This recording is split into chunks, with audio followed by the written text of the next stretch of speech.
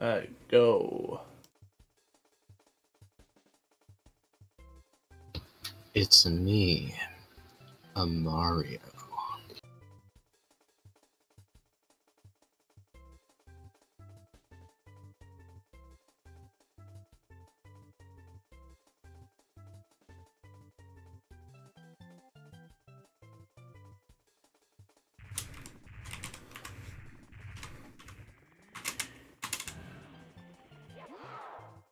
Oops.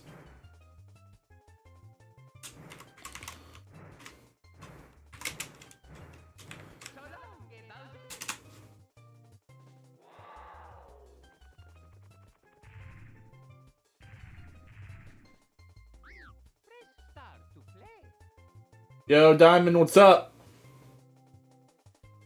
Yo, Benny God, what's up? I'm gonna send Prime a link. Here you go. I'm in.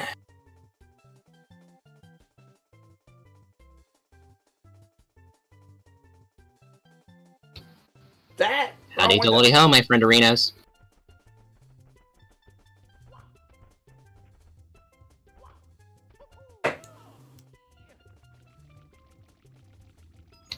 Bro, why is Google being so fucking weird with letting me adjust window size? There we go, pop out chat. Having toast and making lunch. Silly Billy. Toast is for breakfast. Are you having beans and toast? Governor?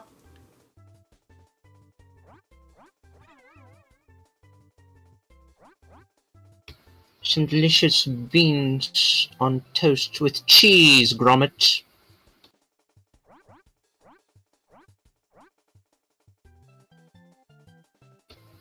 Have I ever played Peglin? No, never heard of it. Look, guys, it's a creepypasta character. He's Mario, but he's missing his pupils and ears. And his chin. Area.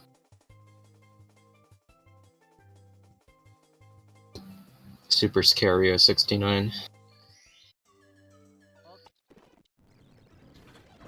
I love fast forward buttons. So today's gimmick is that if I hold the Z button, I will spawn a Starman on top of me. Woo! Or a rainbow star. When I pick it up,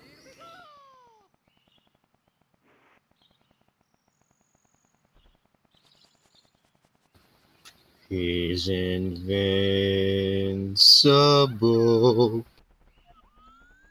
you became gay. Yes, I am Mr. Gay now. Straight out of the baby jail. As usual, star powers, I'm completely invincible to all damage. I have increased speed. So much so I can do this. Well, not that, but... Let me try it again. Yeah, let's go! Oh, shit! There we go.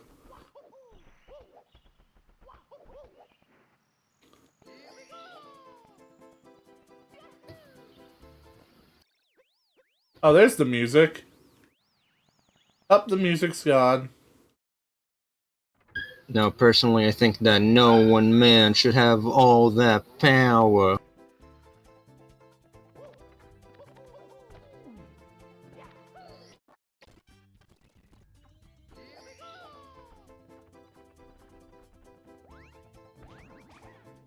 Attack! Oh.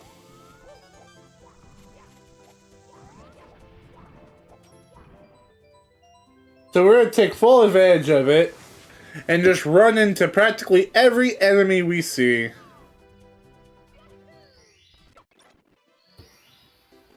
Someone needs to update this mod so that Mario has, like, shotgun coding. Yeah, Invincible Mario with a shotgun is what the world needs. Yeah, but like Mario himself is the shotgun shot. I want to see you try this on Co-op DX. Well, someone has to make a Co-op DX compatible ROM. Or however it works. A Co-op DX compatible mod for the PC port. You're not truly invincible if you don't have a shotgun? Agreed.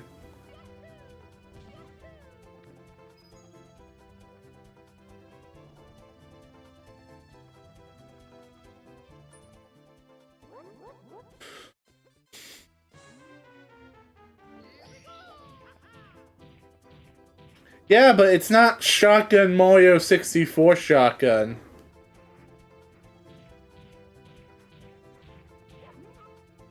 Is this Super Mario 2,204,355? Yes. Yes, it is.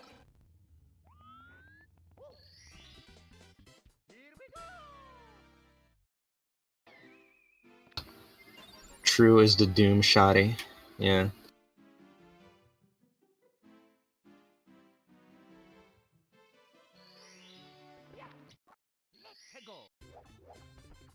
Koopa the Prick is going down.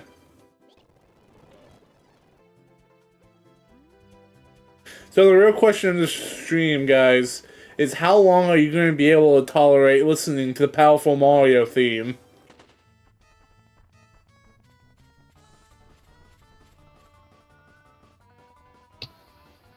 Well, personally, it's my favorite rendition of Starman, so I could listen to it for hours.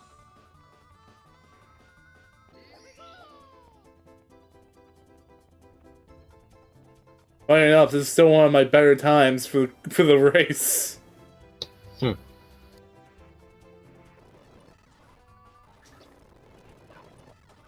shit.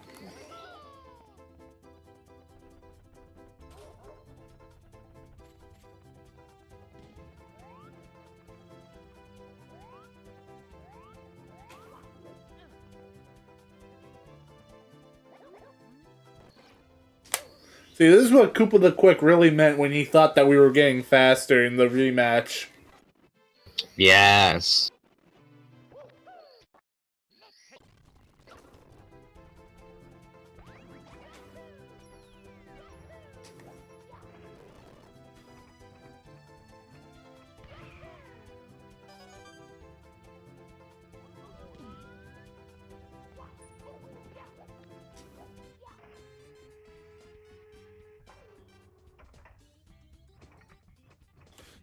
Yeah, I want to figure out like what software people use to make those Mario 64 thumbnails that we see all the time with the models.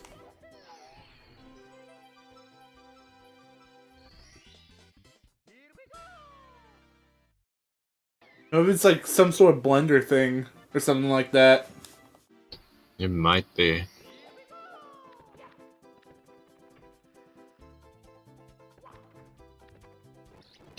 The Minecraft ones that are pretty similar, I'm pretty sure, are with Blender. And some Minecraft YouTubers knowing how to use Blender. Well, either that or they just pay someone else to make the thumbnails. They probably do. Someone else, yeah.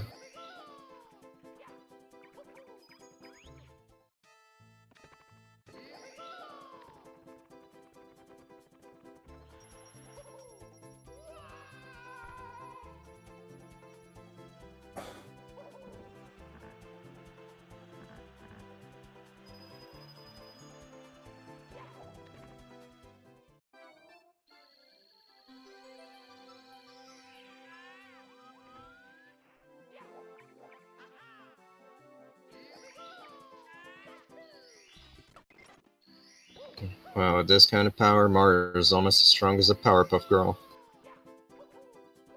And Powerpuff Girls are even faster than Sonic. They are. They're really fast. But hold up. Don't want to do that yet. You know how people say that Sonic is so fast he can travel through time with his speed? Well, the Powerpuff Girls can actually do that.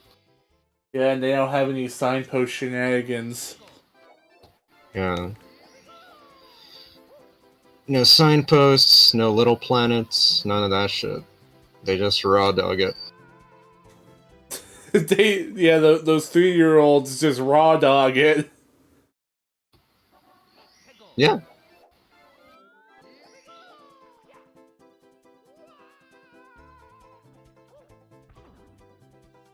Oh, I hit a fucking invisible wall, damn it.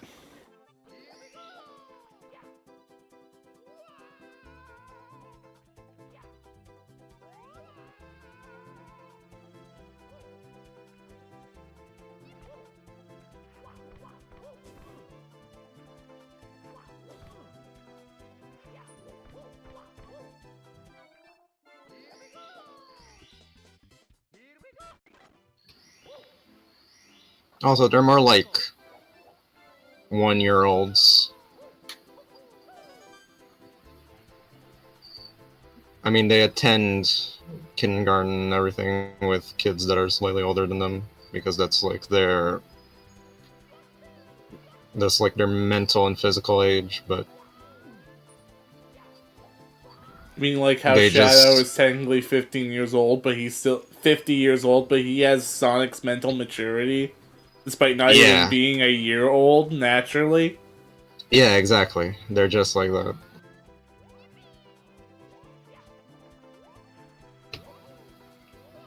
See, that's like, And you can say confidently. Oh, sorry, go ahead. see, like that's the problem with people who are against the Sonado shipping is that you can't. The argument isn't that Shadow is 50 years old. You need to make the argument that physically he's only 1 year old, making Sonic the the PDF file in the situation. Yeah, true. So true. See, Sonic's the groomer there. He is. Sonic the Groomer Hog. He thinks the Shadow's a fine dime.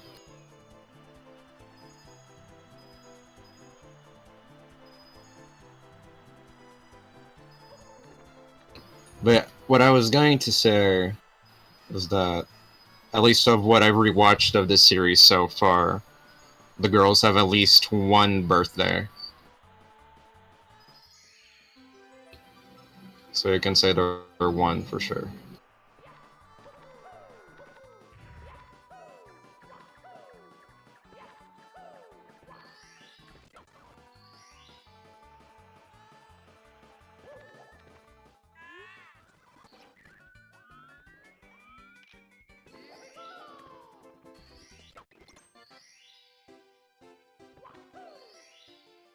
With Shadow being only one, I wouldn't be surprised if he's been in New York for years, at least in the game verse. In the game verse, it's never been stated how long Shadow was on New York before the gun soldiers came in. But we know that, like, Maria is around 12 to 13, and she did not seem to age at all by the time it happened. Regardless, Shadow still wouldn't be Sonic's age. At some point, I think it was said that he was only in the arc for like a week. Oh, jeez, that's even worse, dude. They've definitely You're roboting the retconned it fuck out. since, but yeah. Them no retcons.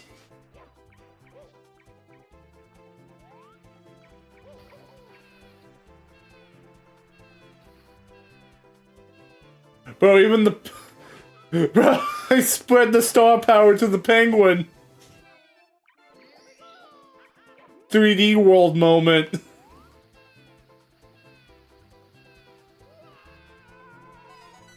Now this baby penguin's invincible everywhere except for the head. Now we know where to aim. Yeah.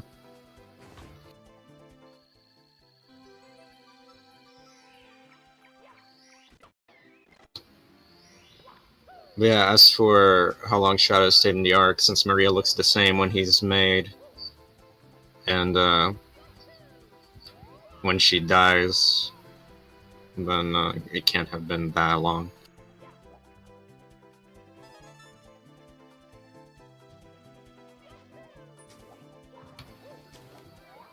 Honestly, if I'm gonna see any art or anything, plus if it's not even anything sexual, just assume the ages. That's okay. If your brain so needs to, and move on. Yeah, sure, that's something you can do. Yeah, you can live in denial.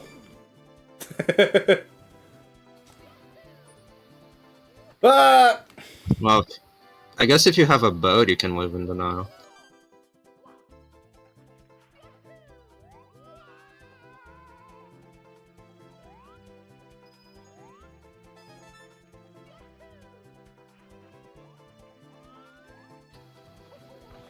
Mario go wee with the arms. He went wee all the way to the death barrier. Do you think Mario's played arms?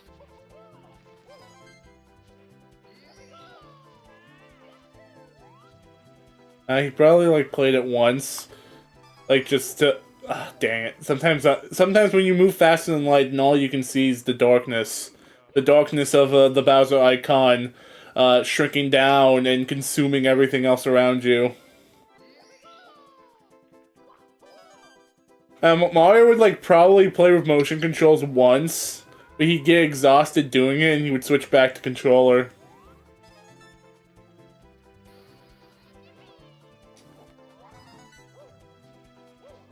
And even then, he still probably wouldn't be really good.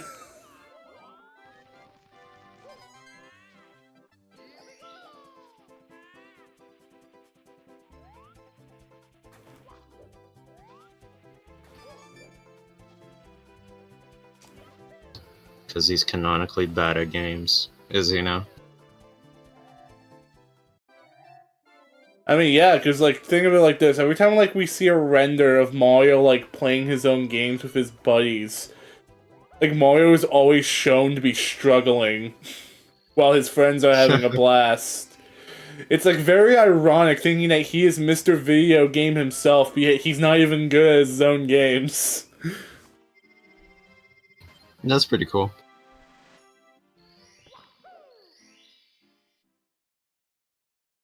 Like, remember how stressed he was playing Dr. Mario against Nurse Peach? True. Yeah, like, he was stressing, partially because he was staring at Peach's ass, but...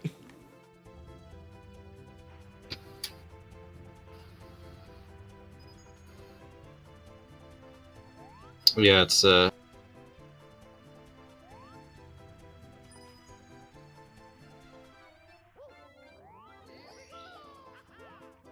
It's a what?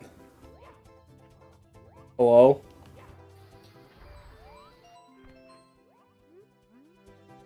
Hello? Hello, hello? Well, guys, Prime is dead. As of all art. And I keep hearing him press the button, but I'm not hearing any noise.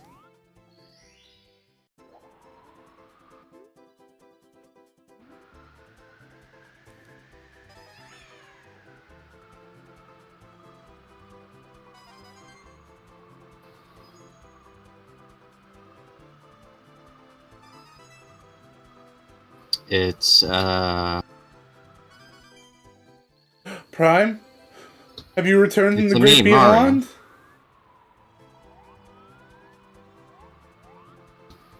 yeah.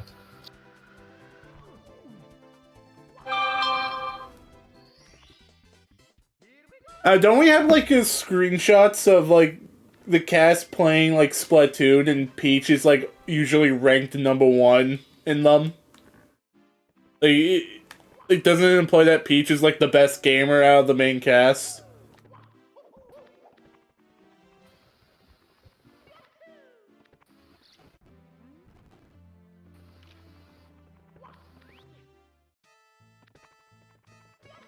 Wait, hold. Almost got ahead of myself.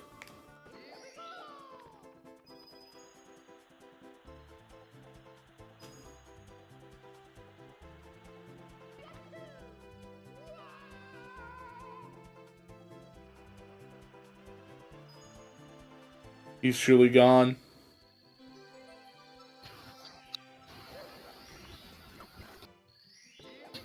Maybe Peach is the best gamer because she has the most time to play games. Yeah. Whenever Bowser kidnaps her, she's just on her Game Boy waiting for Mario to show up. She's probably playing a Super Mario Land right now inside the castle walls. She has good taste.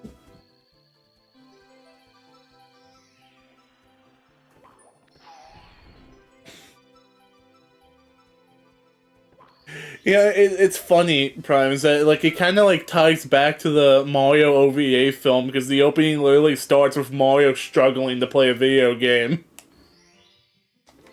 That's true.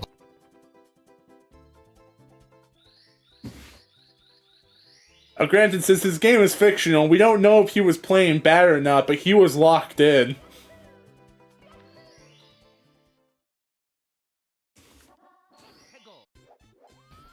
Well, the game was presumably some kind of version of Mario 1, considering considering the characters came out of it. Yeah, probably. He was playing, let's see. He was playing Super Giuseppe Bros. Starring regular Giuseppe.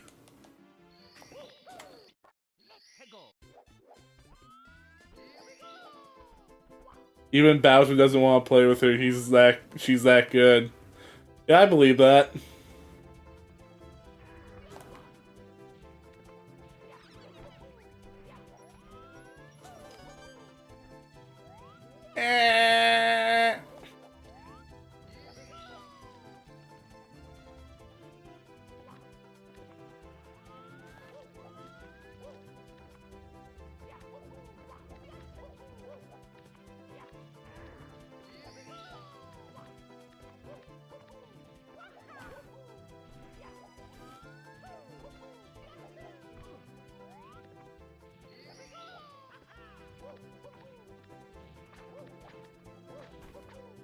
You know, like in my, yeah, I had an idea for like, that, you know, that Sprite series I told you about a while ago. Yeah. So during like the Wario recruitment arc, when the Mario and the game are being like confronted by the WarioWare crew because they're trying to like buy out WarioWare to get his ass to help them. Mario like makes the comment that the whole idea of micro games was originally his and Wario just stole the idea from him. Referencing how the idea from WarioWare came from Mario Artistry. Dude, I don't think I can do Owlist with a star.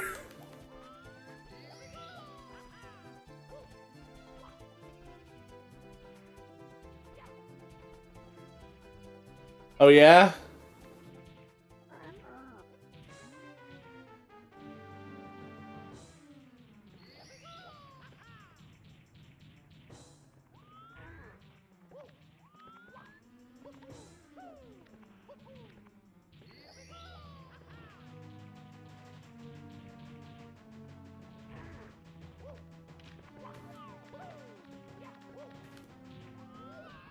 Ah, dang it, dang it, dang it, dang it. I need to work quicker.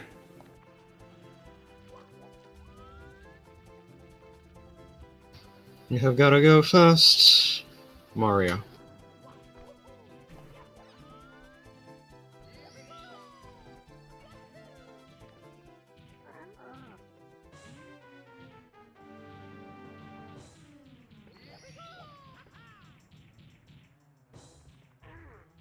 Ouchies, that hurt.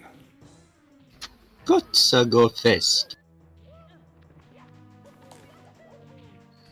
Boom, Owless. You were saying, moated?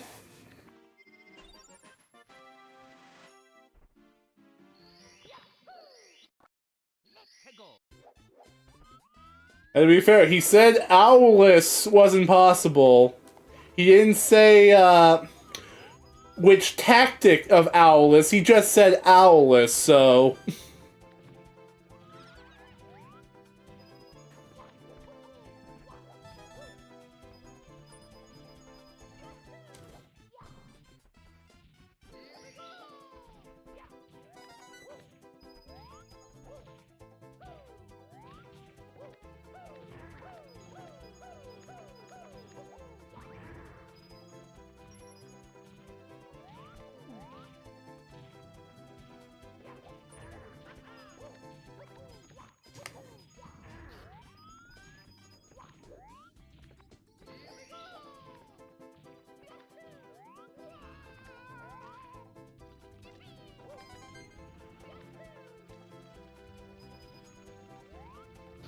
I have become a death, destroyer of worlds.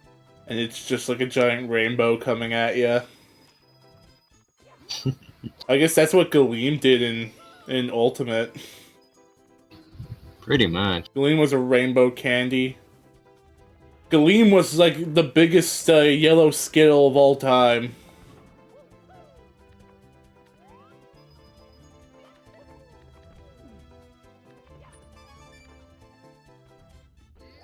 I don't even know what I'm doing anymore. I feel like I'm just running around aimlessly collecting coins. This is not the path I usually take. I think it's because your life is like a video game, and you're trying hard to...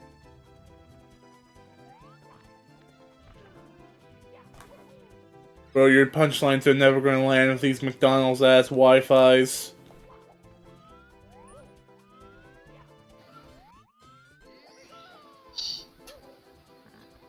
As I was saying... Just give peas a chance.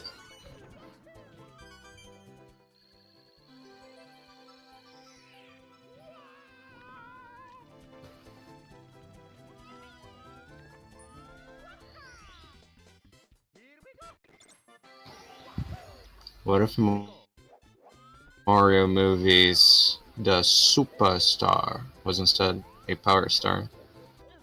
They probably would have just had to do the same thing.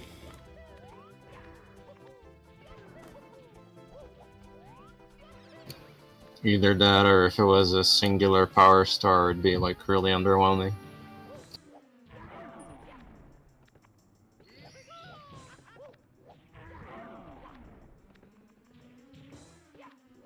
So like Mario collects it and he's like, well, I feel a bit stronger, but...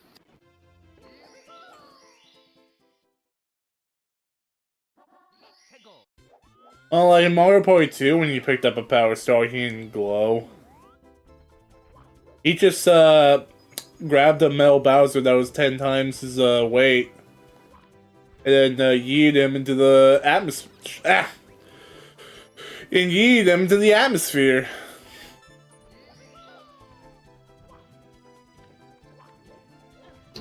The Powerpuff Girls can do that without power stars. Okay, Prime, I get it. I get it. You're deserting all your favorite franchises and becoming a Powerpuff Girl stan.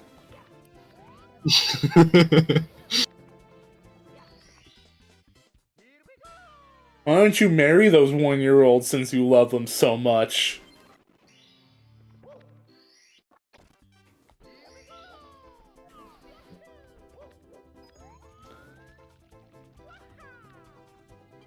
Whoa, cancel.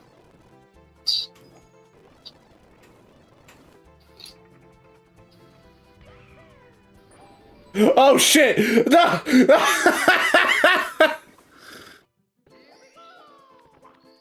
Whoa, cancel.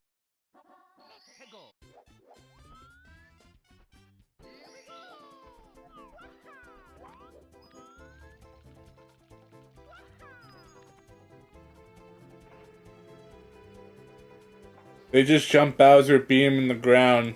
Yeah, that's like what happened in the actual movie.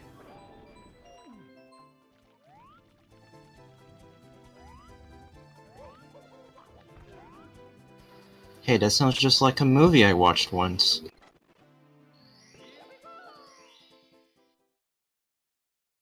Oopsies. Let's a good times.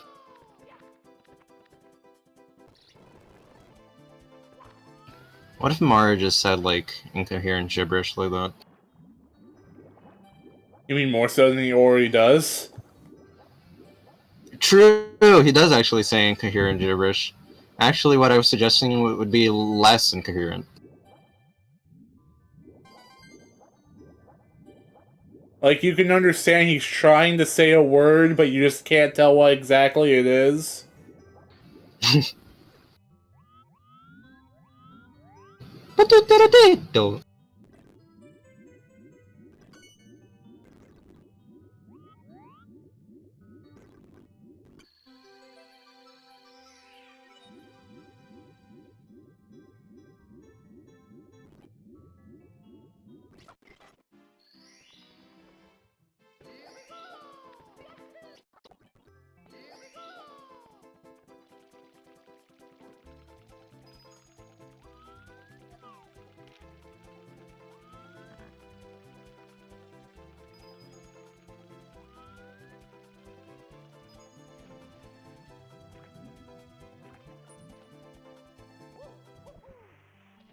Ah, he didn't make it.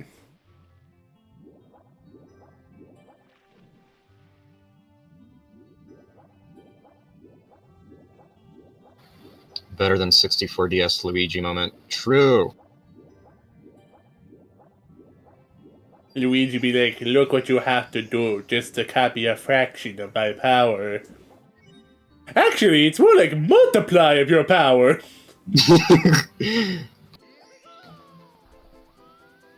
It's better than what you do by orders of magnitude. Whatever, you still can't do it by yourself. Well, you can't do it at all. Yeah, I can. Watch.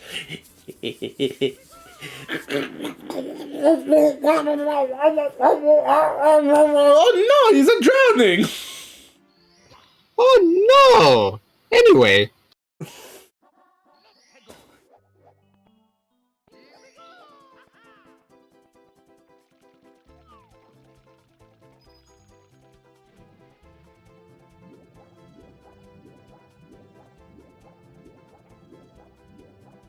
You know, I once saw like a Mario fan comic online once. Where Mario and Luigi were friends. No, that doesn't exist. True.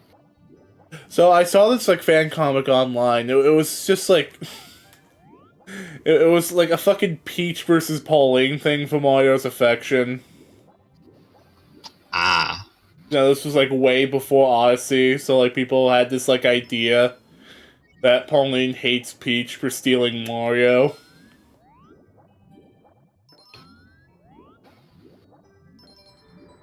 That she wants him back. She wants her hubby back. Mario gave her all you can eat Italian sausage.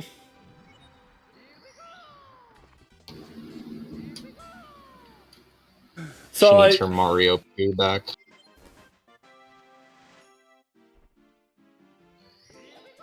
so like the comic literally begins with like Mario and Peach like playing games together. Mario is struggling and losing. And like every time he loses, he's like he's like always like demanding another rematch, and Peach is just like, "Oh, you're just upset because you're not the best at something." And then Mario just gets embarrassed, and I'm like, you know, that is exactly how I imagine their dynamic.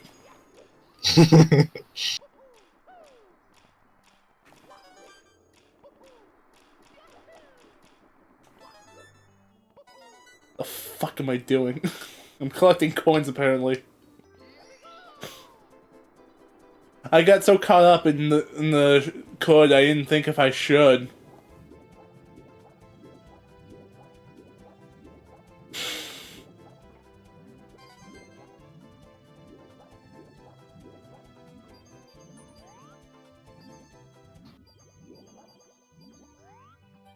The Mario comics were the good brothers. 3 chance of sad things happening, some when though. You see, you can't make them good brothers without it turning some sort of melodramatic tragedy. That's why it always works better when they fucking hate each other. Remember that really cute comic that was like somewhat based off the movie? It had them working for Spike and everything. Yeah, I know exactly what you're talking about. I really like that. I wonder if that person did more of that. They did. I don't know if they're still doing it, but they did. Nice. My favorite is when Mario and Luigi got on Spike's ass for breaking the pasta in two. Yeah.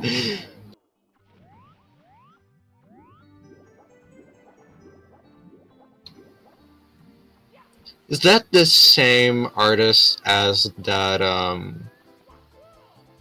comic with Mario with the scarves? No. No, that's a different thing, right? Yeah, the one where Peach is just wearing a wedding dress for no reason. Yeah.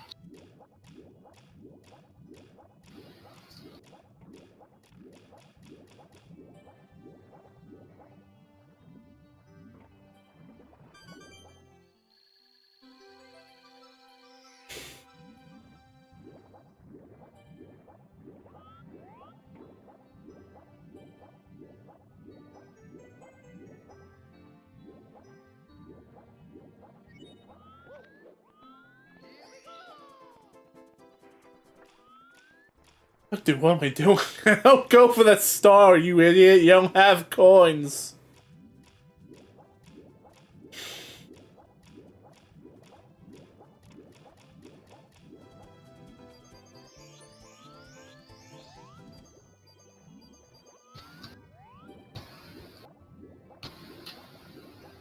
I know they may be based on the movie a bit, but I mean they've worked for Spike in the gameverse, so yeah.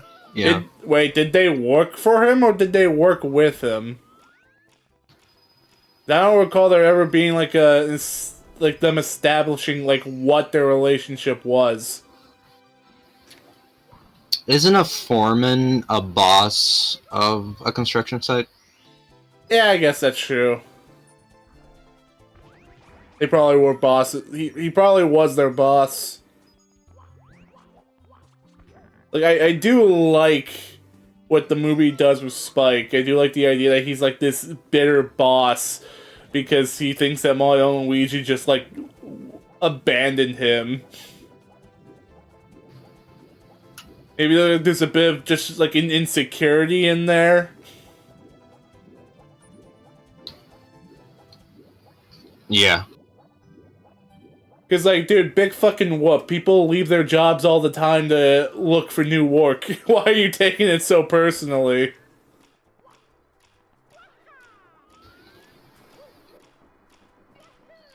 I don't know, maybe he just has that classic New York.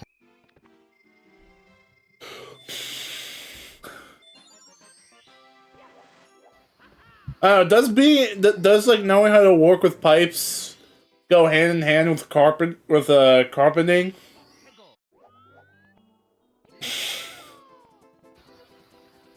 Yeah.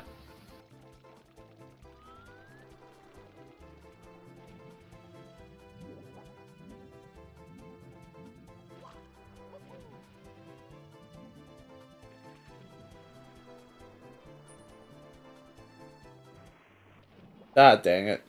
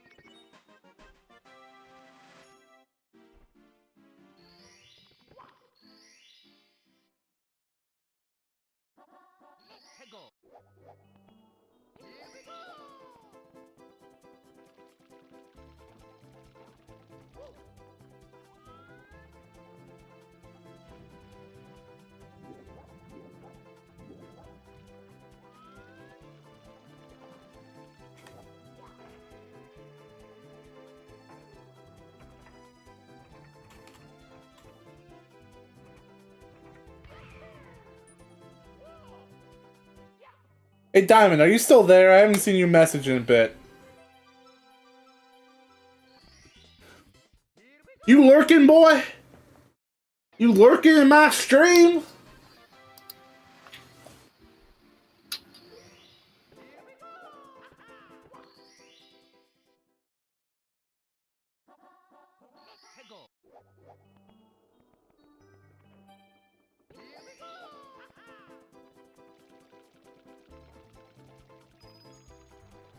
His ass is lurking. His lunch-eating ass be lurking.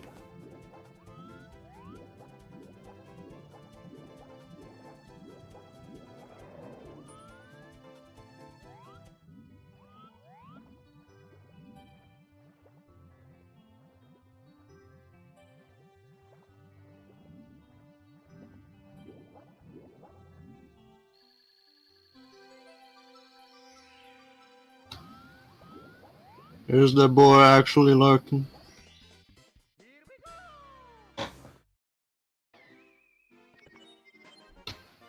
I don't know if Diamond's here at all.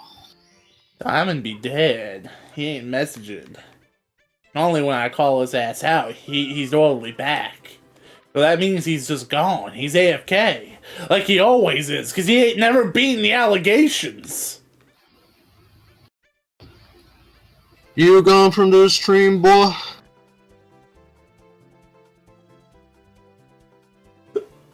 That boy's gone from the stream. Oh, if he come back, he better be helping me by bringing me the back of them ships.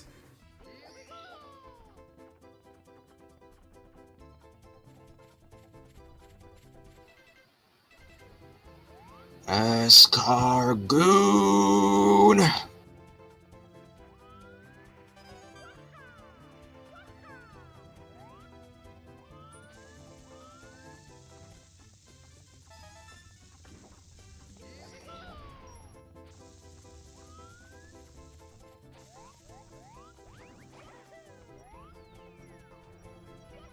In the wise words of IDW Sonic the Hedgehog, what use is infinite power if I have nothing to use it against? That's not that's not what he said. It's just I just couldn't remember the exact quote, but I'm applying it here because I keep running around in circles to star power instead of doing my objectives. So I keep doing things out of order the way I usually do them. Yeah, I think what Sonic. I have too much. What Sonic actually says in IDW is, you'll never know what power is until power is your only option. Don't give me that shit. That's Stuart Little's line.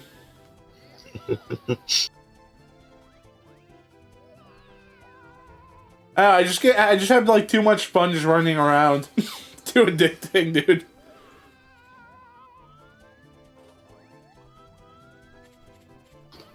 If only a Sonic game could be like that.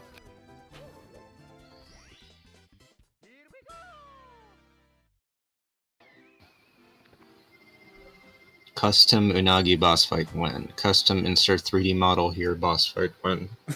They put in a Unagi boss fight, but it's just another reskinned Wiggler. That's what Chris is gonna do when he finally makes B3313 1.0.3.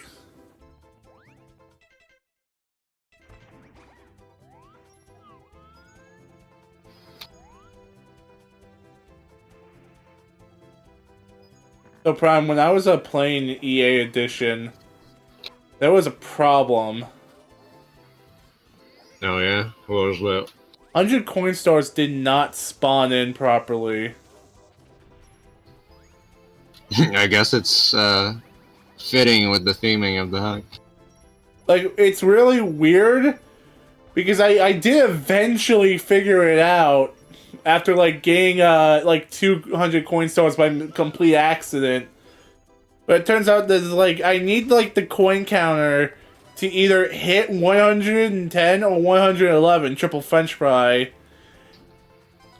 And it has to hit that exact number either by collecting a blue coin or a red coin. That sounds really irritating. And for a moment, I thought, well, shit, this is impossible now because Jolly Roger Bay only has 104 coins. That's true. But I put two and two together and I figured, wait a second.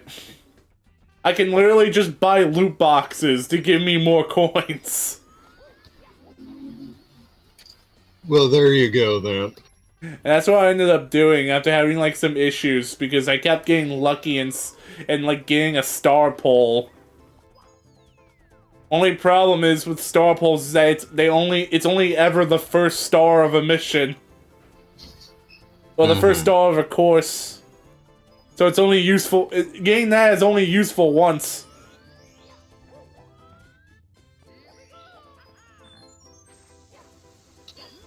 Holding bob-ombs makes their metal part rainbow.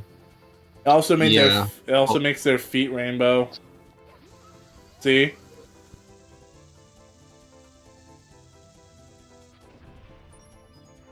Yeah, true. Rainbow shoes. Like I said, Too bad that the only part of them that wasn't invincible is the one that explodes. yeah. You know, it's like I said earlier, 3D world ass logic. Those bob-ombs are secretly my allies. What a tragedy.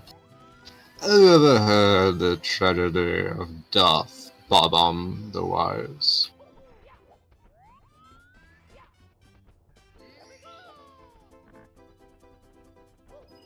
Bob-ombs are weird. Because the line of whether or not, like, they're capable of surviving or their own explosions or not, pretty unclear.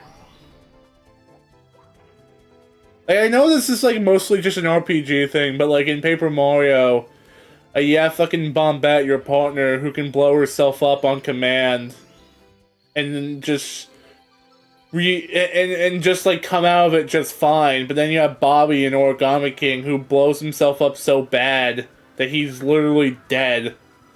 I don't know, maybe there's, like, a threshold? Yeah. It's kind of like Vegeta's final explosion, you know? Well, like, enemy bombs, whenever they explode on you, they always, like, die doing it. Yeah, maybe they go all out. I'll always remember hearing the theory of biological bob-omb survives their explosions, fully mechanical bob-ombs don't. Yeah, but, like, what separates a mechanical bob-omb from, like, a bio-bob-omb? I remember hearing that distinction before. I never understood what the distinction was.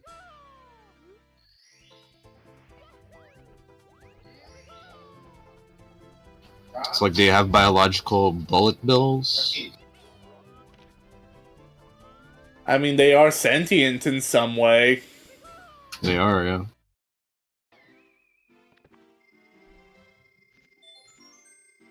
Maybe they're just like Mr. Meeseeks. Like, they know what they exist for, and they hate to live, so, like, they pray to be used so that they can die quicker. Yeah. Maybe like living is pain for bullet bill.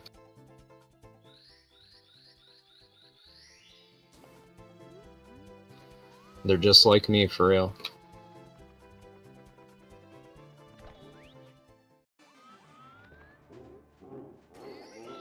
I don't know, Paper Mario Cope, them wanting the past games to stay canon, for the love of God.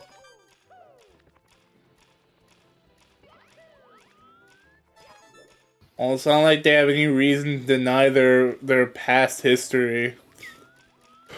Just because the series took, like, a different turn and direction for its gameplay and aesthetic.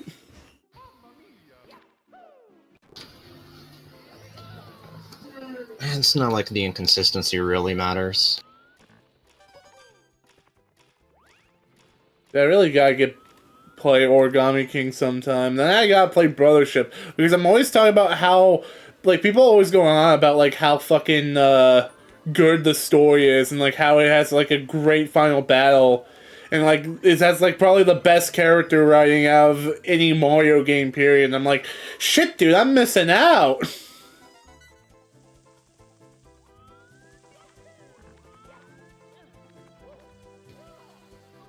Yeah, I even saw some Brothership glaze just earlier.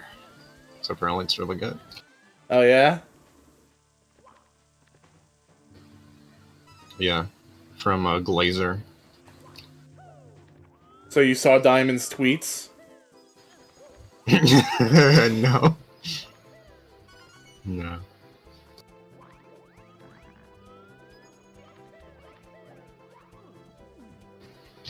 I'd say Brothership has good Luigi. I'd hope Mario and Luigi has good Luigi, yeah. Now, I saw someone complain on Twitter the other day about how they feel like they got clickbaited because they bought Brothership thinking it was a multiplayer game. Really? Yeah. They got really upset and think that, like, demand that Mario and Luigi become a co-op game. And whenever they were asked if they ever played a Mario and Luigi game before, they said, yes, I played a Mario game before.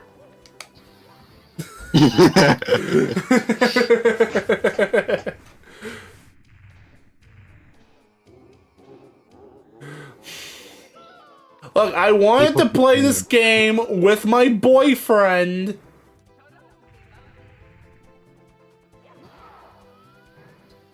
Look, and like they were advertising it as like both Mario and Luigi being able to do all this shit, so why is it not multiplayer?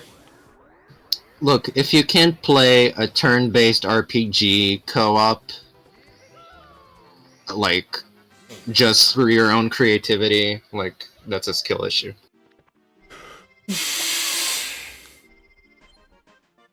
And like the issue is that this just shows her how she has like no fucking clue how like the actual structure of Mario and Luigi works, because this franchise has always been built around the idea of being able to control both Mario and Luigi as a unit. Yeah. They're an absolute unit. They're nothing more than extensions of each other. And that's supposed to be played separate. To make it multiplayer, you essentially just have to, like, rework the entirety of the fucking game. Imagine how fucking boring it would be once you're, like, playing it for the first time and you're in a section where Mario and Luigi have to split up.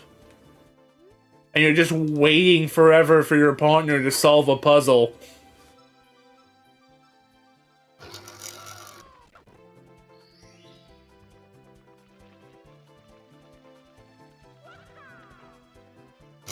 I think that ruined relationships, really.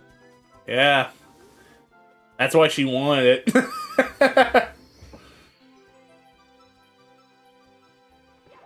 Yeah, she wanted rid of her boyfriend.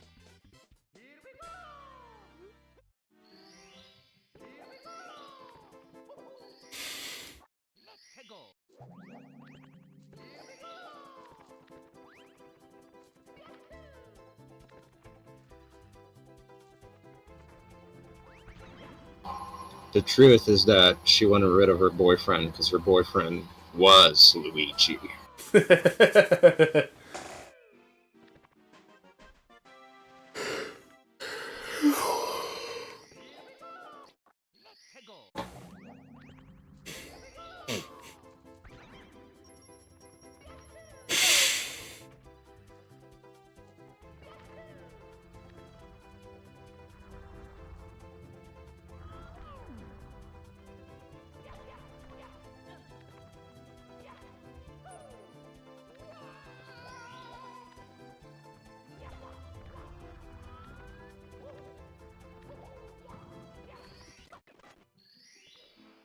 Now, surprisingly, the EA stream didn't get claimed at all. Ironic. Yeah, it's almost as if they were scared of something.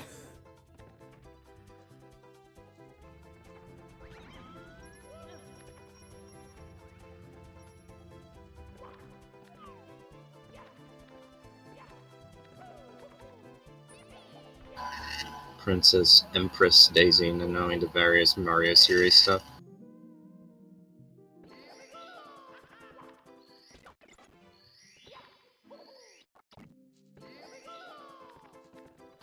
Are you saying Empress because Sarasalan is like an empire?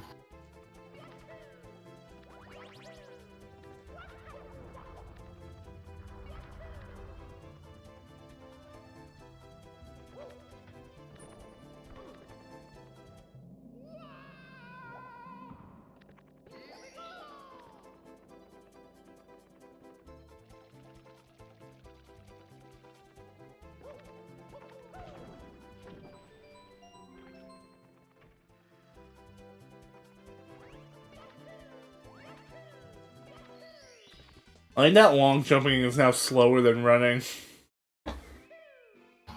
Yeah.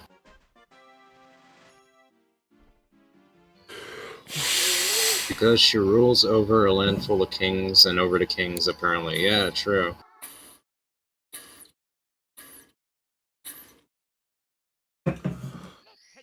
Well, so does Peach. Demon Bros 3, bitch. I don't know why I just called you a bitch, but... Bitch. Are those kingdoms part of the Mushroom Kingdom? Not stated to be part of someone else's kingdom. Yeah, and then I suppose she's also an empress. Is that really the difference between an emperor and a king? Well, if you're a king who lords over kings, then you're an emperor, yeah. Yo.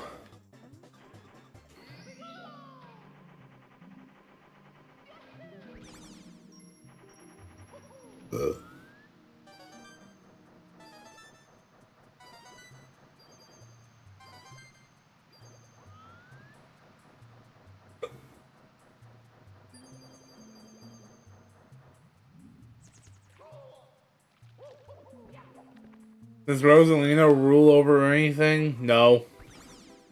She just watches after Lumas. I guess she rules over the Comet Observatory, I suppose. But she rules over it in the same way you, like, rule over your own house, I guess. Yeah, she's worse than a princess or a king or queen or an emperor. She's a mother.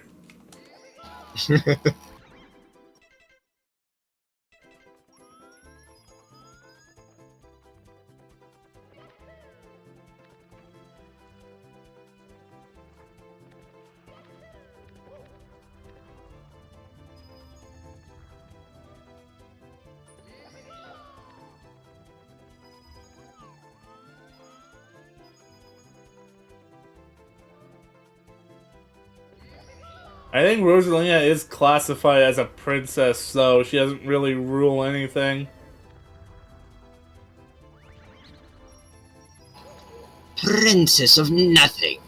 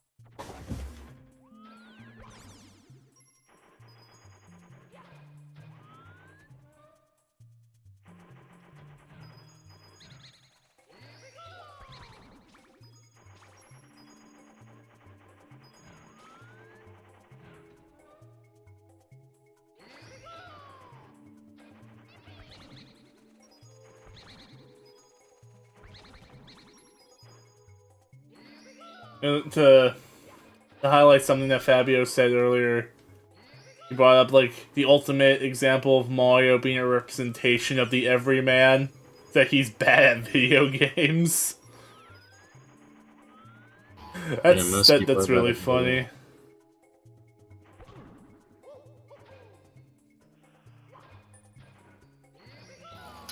So, animated rainbow texture instead of metal texture. Do I have that right? Well, the metal texture was just replaced with a stilted rainbow texture, so yes. Yes.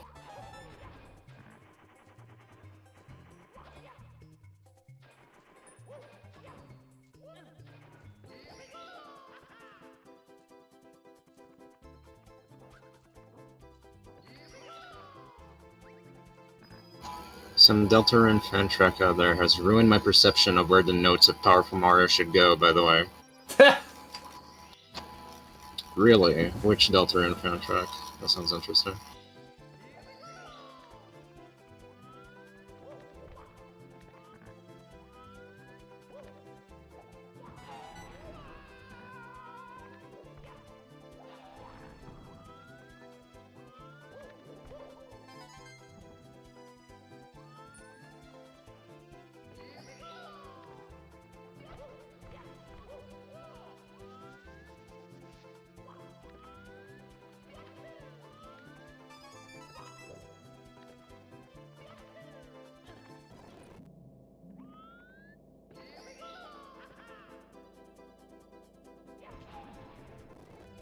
Thank you so much for playing my game. Playing my game.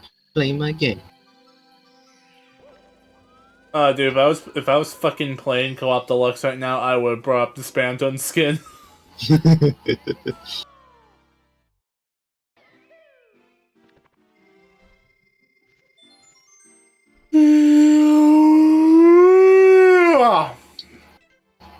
Yeah, but the Spamton 64 tracks are awesome. Yeah.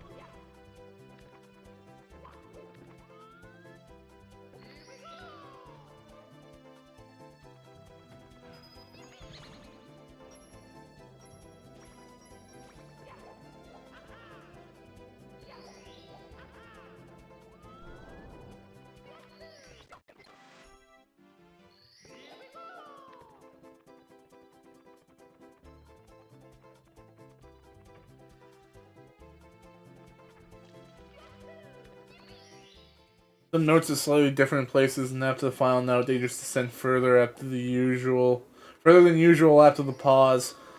Alright. Yo! Yeah, you're right.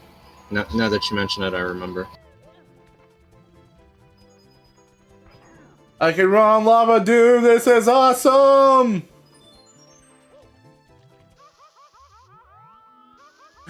I'm dead!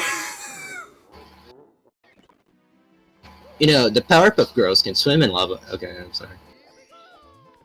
The Powerpuff Girls can swim in lava. The Powerpuff Girls is so cute. You should definitely watch the show. It's really good. I would actually love to watch the show, so I don't even know why I'm making fun of it.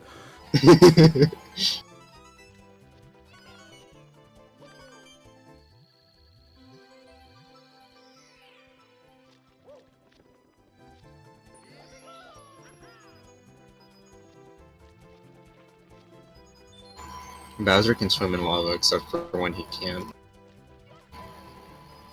Well, he can swim in fully natural lava, but not fully mechanical lava. Yeah, he can swim in bio lava. Yeah, and bio lava.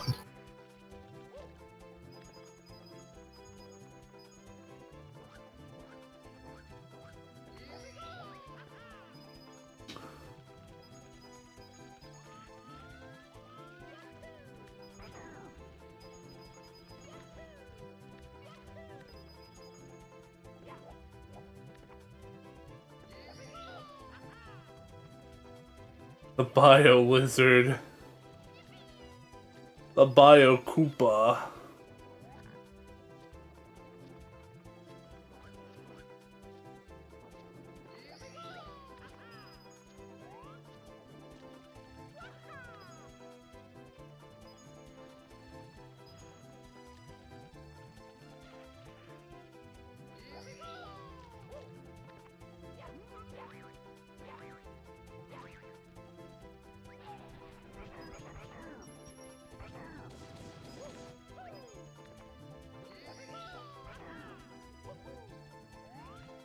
Bah.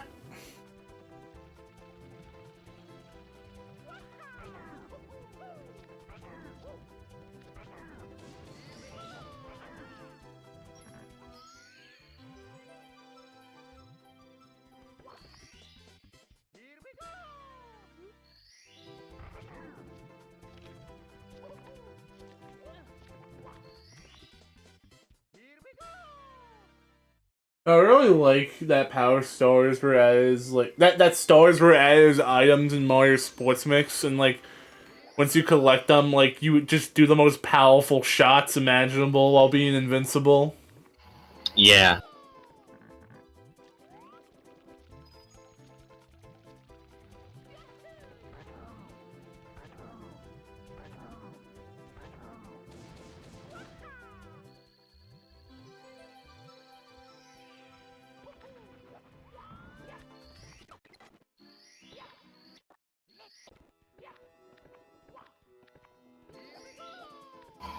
So seeing Mario run around like that and thinking of the Powerpuff Girls, it got me thinking about something. Oh yeah? Something I've noticed in rewatching the series now is that in the episodes where you have the two episodes, The because two episodes. yeah, because like it's either a full length episode or it's two half length episodes. So it's either a full 30-minute segment or it's two segments. Yeah, exactly. It's either one or two segments. And usually in the two segments, you'll be able to see some kind of connection between the segments, even if it's like a really small thing. Not in terms of story or anything, but just like any specific element of a segment that you kind of see reference in the next one that like kind of gives off the impression that they were worked on at the same time, and that like ideas may come from one and like spill over to the other. Yeah. And sometimes it's interesting because in the very next episode you'll have something that completely contradicts that. So I was watching an episode where in both segments you have the girls running on foot. The girls. Yeah, the girls. The girls. You have the girls running on foot, right? Yeah. And in the two segment episode, they pretty much make the joke that like, oh, the girls are always flying around, they don't really run. So like they don't even know what running is like, right? They just like run really, really slow. Like Buttercup makes the comment, "Oh wow, I'm using muscles that I didn't even know I had." Bullshit. Yeah, but then like in the very next episode, you'll probably remember this episode. It's the one where you have the I forgot the name. The summit of international supermen or whatever. Yeah, with like Major Glory and like the fucking Dexter superheroes. Yeah, the Dexter superheroes. And, you know, at that point, you'd honestly, but you know, considering like how much overlap the two shows have in terms of like art style and like extended cast, it's kind of surprising they never did a crossover. Yeah. Like Dexter literally just shows up sometimes in Powerpuff Girls. Yeah, he does. Like he's just there. It doesn't mean anything, but he's just there. It's an Easter egg. Yeah, it's an Easter egg.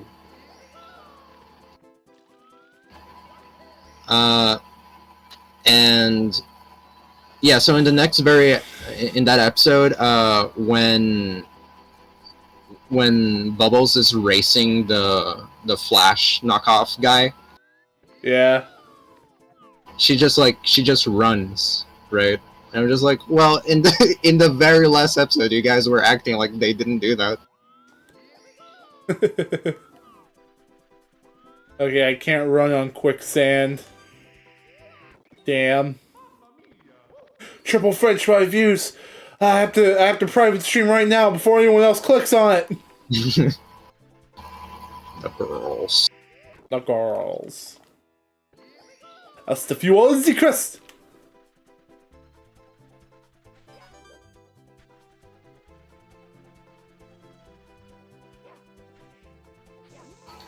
And it was funny too because when I was watching the 2-segment episode, like I wanted to make the complaint to someone, right? Yeah. But then, like in the very next episode, they corrected. I was like, well, in the movie, you have them running around using super speed, and the movie's supposed to be their origin story. True. The movie's so good. Don't let Mr. Enter hear you say that. Oh yeah, he doesn't like her, right? Yeah, I don't remember why specifically, I just know he doesn't like it. Yeah.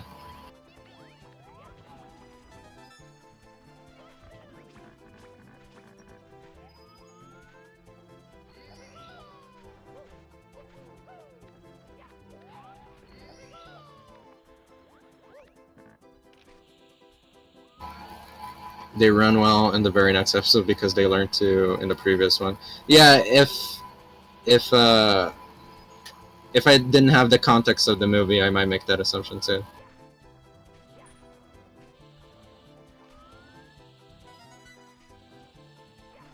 Did you like see who like wrote? Did you like check for the writer between the two episodes?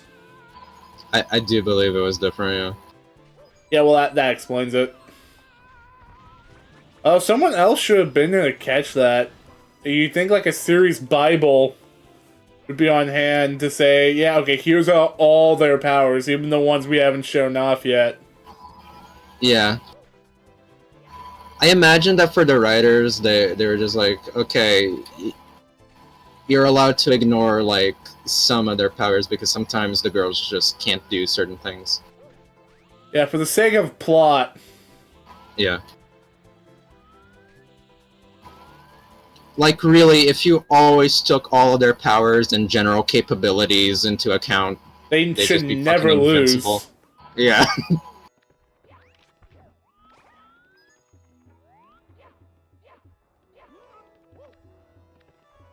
That's what happens when you make characters stronger than Superman.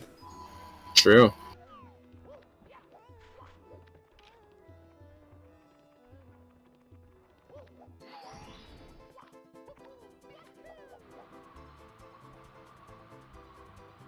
And talking about like Powerpuff Girl powers and shit, I'm like remembering like a video I saw from like that guy who made that Devil Mario vs Sonic.exe animation we love so much. Yeah. Yeah, he made a Blossom versus Garnet video. Really? Yeah, don't worry, Blossom won. Okay. But like Steven Universe fans were so fucking pissed. And it was so fucking clear that they never watched Powerpuff Girls. Yeah. And like the most hilarious thing is just like how much they wanked Garnet's like future sight ability to the point where they just flat out misrepresent how it actually works. Oh yeah. Because how Garnet's power works is that she can see like every possible future that like an action or decision can lead to. She doesn't actually know which one is going to happen. Yeah.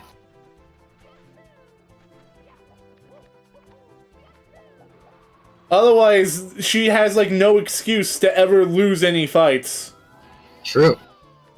Because she should just have like absolute precog of everything.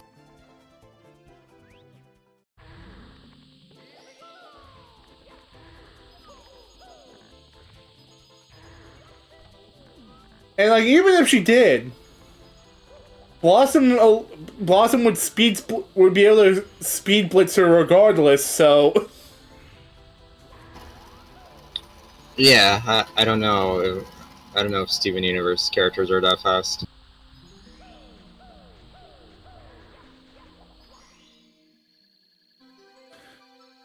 wasn't like Blue Diamond scaled to like be faster than Light on her like very first appearance on Versus Battle Wiki? Yeah, maybe. It debuted Clown. I remember a friend of ours made a fuss about it when the episode dropped. Yeah, yeah.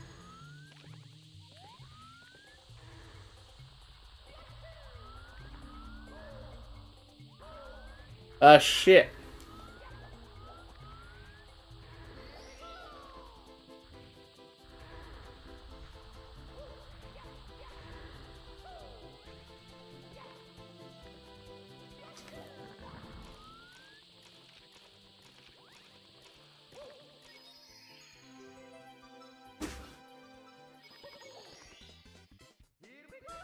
For a moment, I forgot what the gimmick was.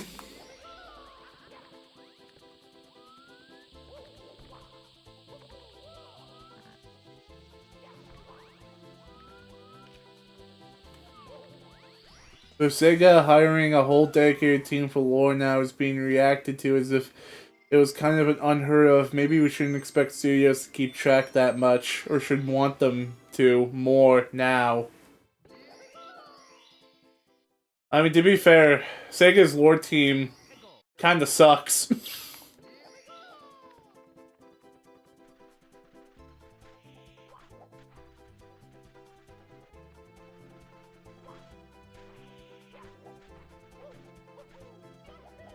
They couldn't even remember how fucking Chaos Control works when they were making Shadow Dark Beginnings.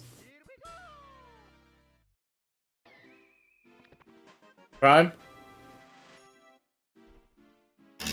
Sorry, what? When Sega having a whole dedicated thing for lore now is being reacted to as if it was some kind of unheard of, maybe we shouldn't expect studios to keep track that much. And I made the comment saying, well, Sega's lore team isn't really doing a good job anyways, so...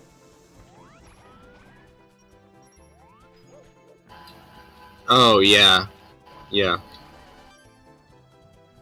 Because, like, Chaos Control wasn't accurately represented in Dark Begins. Well, either that or Izuka's just like, okay, this is how Chaos Control really works. We can't have Shadow be this cool, okay? I know what we had him do in Shadow and Sonic Adventure 2, but he can't do that anymore, right? Because that's what I say. So even, like, to throw him a bone there, but then there's the shit of, like, Sonic Prime. But I guess, like, to throw them some bone... It was, like, mainly like, according to... I think it was Ian Flynn or whatever, that they got, like, ignored in terms of, like, the notes they had regarding continuity. But at that point, why was it released then? Why was it greenlit? Yeah, but even for stuff as recent as Dark Beginnings, you have Ian Flynn being like, oh, I just for gore. So, like, okay, well, what is the fucking lore team doing then? Oh yeah, he did say it was just because he forgot. True, so what is the lore team even fucking doing? Why is Cyber Shell not on the lore team, dude? Sonic Prime really just can't be canon. Yep, but yet it is.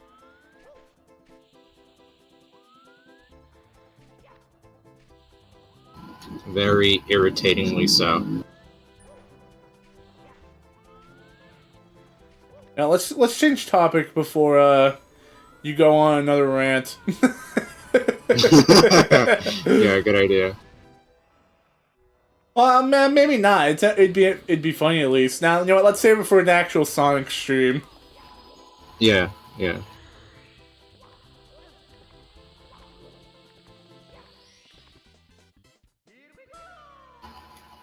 I'll just continue talking about Powerpuff Girls, something that actually makes me happy to talk about it, not Yeah. unreasonably angry.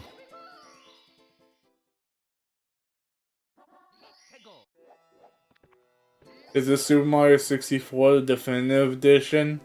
No, EA edition was the definitive edition. This is definitive deluxe edition.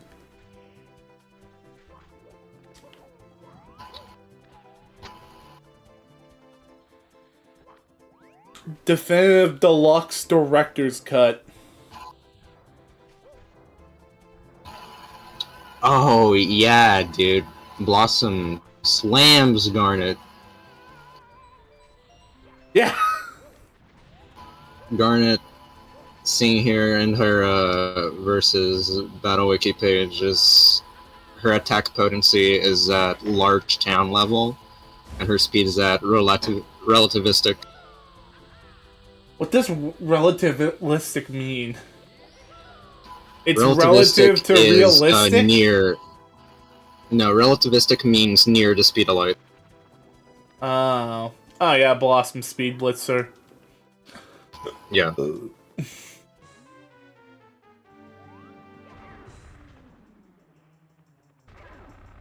I don't even think I need to punch him. I don't.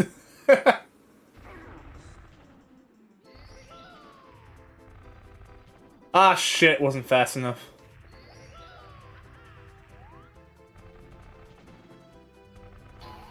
They have Blossom at island level.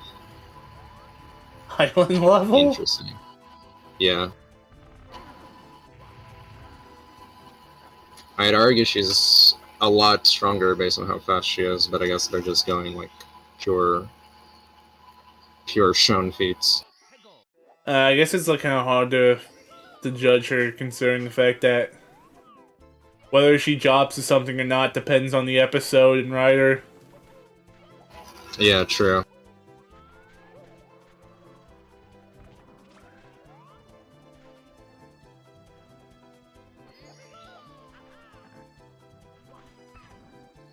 That's the thing about consistency in cartoons. Superhero cartoons specifically.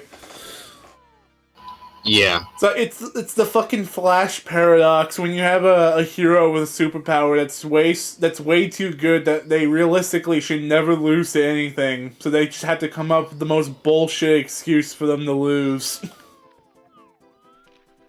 Like the Flash slips on ice. Yeah. You're a seasoned superhero and your weakness is slipping on ice.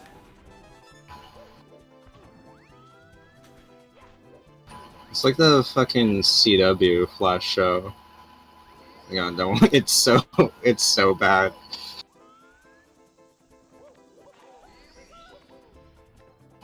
It's so bad at how it handles his powers and abilities, because most of the time he just doesn't immediately win situations because he just doesn't use his powers. Yeah. I remember like some episode he was getting like ganged up by a bunch of guys who were whooping his ass. And then the end of the episode he says like, okay, I'm gonna actually use my powers now, and then whoops all their asses. And I'm like, why didn't you just do that at the beginning of the episode? Yeah, it's just like Barry, super speed, super speed, super speed, super speed. Barry, you do one thing. Yeah, literally. We were talking, we were talking about, Powerpuff Girls before you joined the stream. I was talking about a video where she fought Garnet from Steven Universe. That's the context.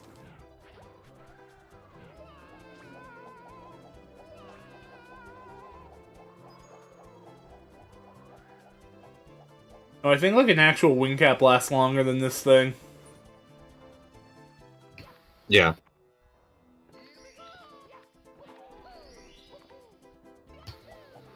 Not even 70% of my power. Is it 69? Furious ass motherfuckers be like, lying. Well, I guess it's not really a lie since it was retconned out of canon. Yeah. It wasn't a lie when he first said it. That's for sure. But then they're like, ah, shit, we have to make more than one of these. What do you mean we're making a new manga/anime? Yeah, and now it's like, instead of Goku being like over half as strong as he was, it's like Goku wasn't even one fucking billionth as strong as Beerus is.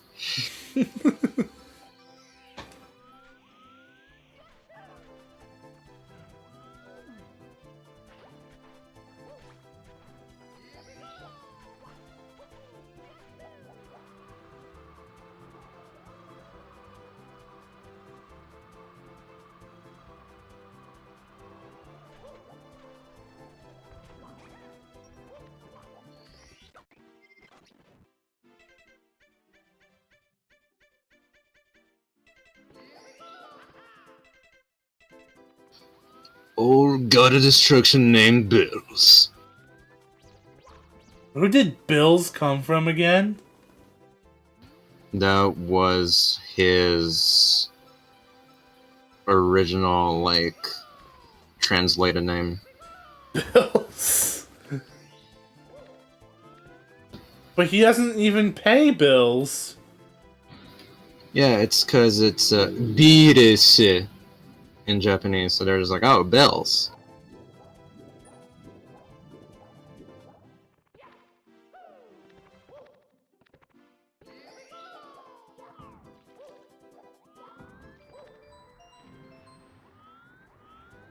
I think in some languages, like Portuguese, it's still Bills.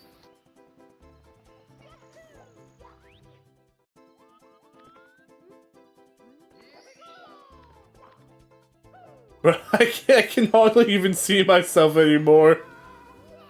Jeez.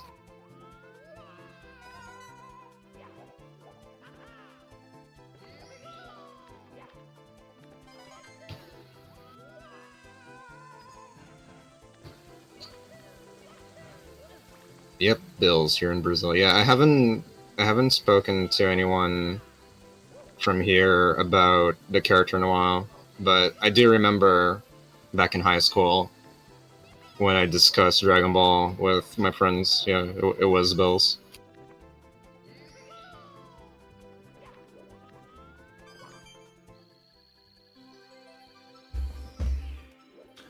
Such a funny name to have a god. That's such a funny name to give to a god. Fucking Bills. Yeah, it's really funny in English. Bills Nye, the destruction guy. Bills Nye, the destruction guy. Bills, Bills, Bills, Bills, Bills, Bills. And then you just like, you hear that and you're like, wait, is this show about paying bills? Goku paying his taxes? Is that the new enemy of Dragon Ball, taxes? Pretty much. That's why he has to get a job. Why he becomes a farmer. You see, if you're anything to me, you pay the price. That's why they call me Bills.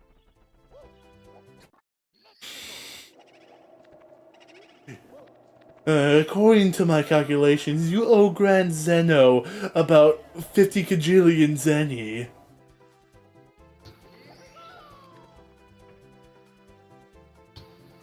I'm here to debt collect.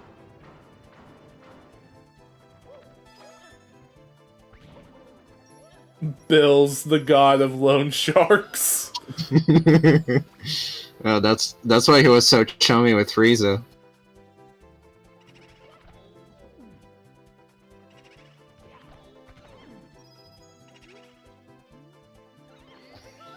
This just in. Schoolboy Alan picked up a Firestone for me. Let's go. Dude, Alan's a goat.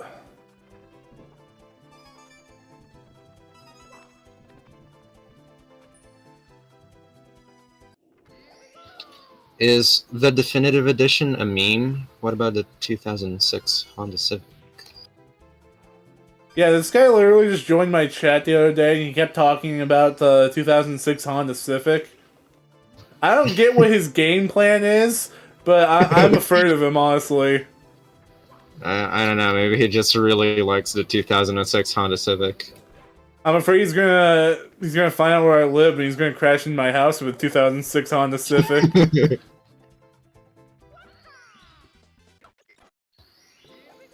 Q fan comic showing Goku wearing reading glasses and being surprisingly good at taxes. I know exactly what you're talking about.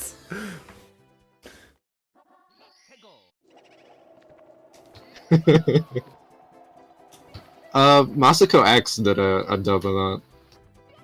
That's how I know about it. Yeah.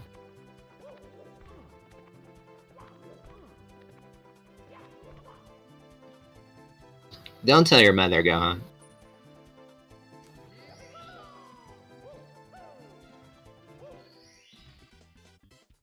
You see, the way Goku does taxes is not because like he got good with numbers, but it's like he managed to like trick his brain into thinking like the numbers are doing combat with each other. So like every time like number 20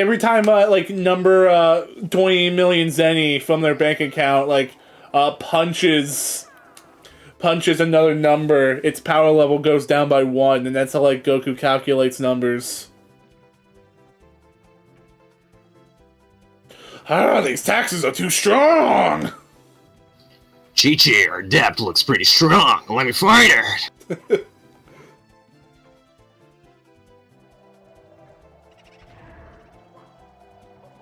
Oh yeah, Masako X, the guy who can be his Goku, but channels the scream. But channels the screams every now and then. Well, yeah, Sean's whole thing is that he does the screams pretty good. Yeah, I heard that Sean like gave a fan some heat because he was able to do a good impression of his Goku, even like his screams, and he thought it was AI.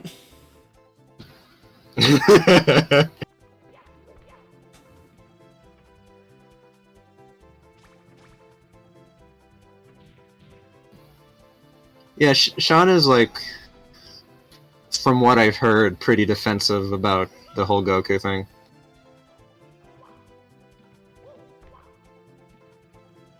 Like maybe he doesn't like being compared to other Gokus. Yeah, that's why he never brings out what's Goku's Japanese voice actress's name?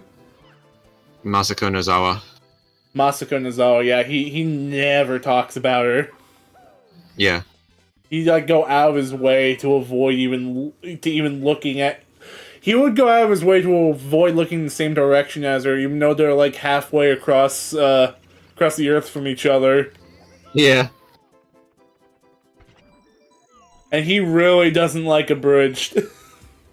Yeah.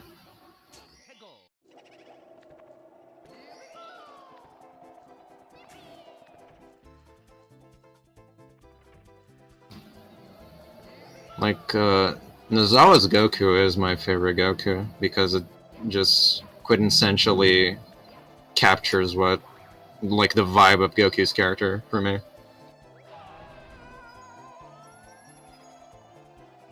Funny, since I can picture Brazilian fans bringing up our Goku voice actor to him. Goku's Brazilian actor. He's pretty good. Let me see if I remember his name. Wendell Bezerra. Yeah, I think that's what it is. Bezerra? No, sorry. I just sort of... My brain cross-wired, and I started speaking Portuguese after he said his name. His name is Wendell Bezerra. Wendell Bezerra? Yeah. I think so, at least. Let me check.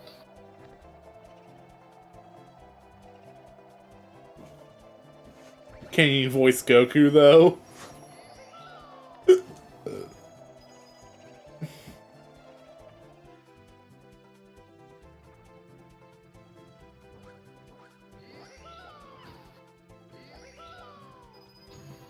Yeah, that's right.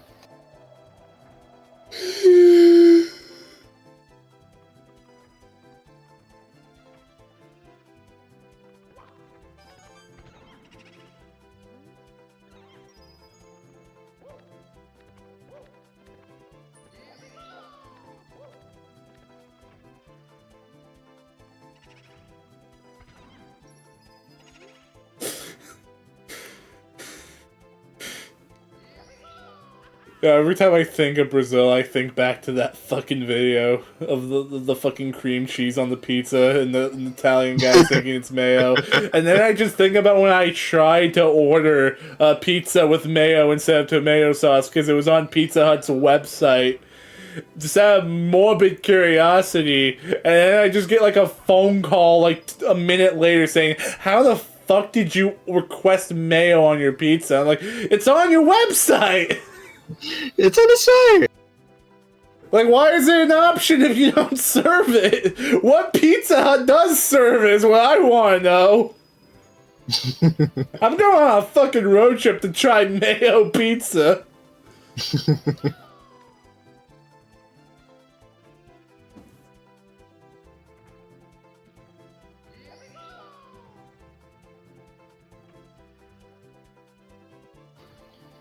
Pronounced like the Portuguese feminine to cattle. Yeah. Yeah.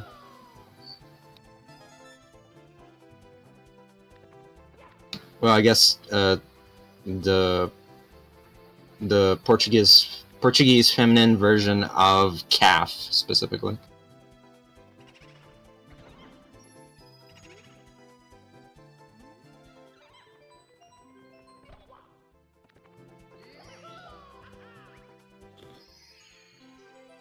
How about pineapple pizza? What about pineapple pizza? We don't let you put that pineapple on my pizza. Although I did love the Team 4-star bit where Beerus was anti-pineapple on pizza and he threatened to destroy planet Earth over it. Understandable, honestly. Zamasu did nothing wrong.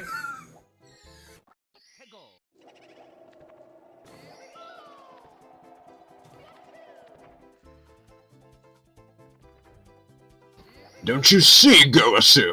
Those mortals can't be allowed to exist. They put pineapple on their pizza. To defile the perfection of creation that is a pizza with pineapple. It is unforgivable.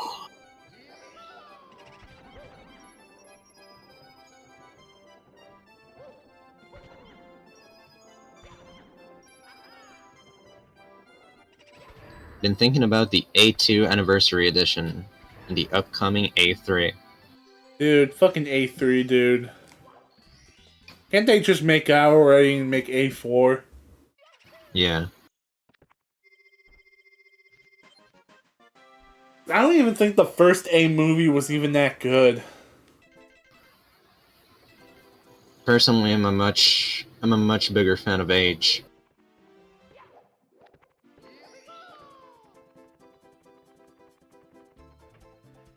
I know what you meant. Yeah, I'm just kidding. AK-47. See, the Yeah. AK series is my favorite spin-off. It really just does what the original A series set out to do, but just failed to actually make it a reality.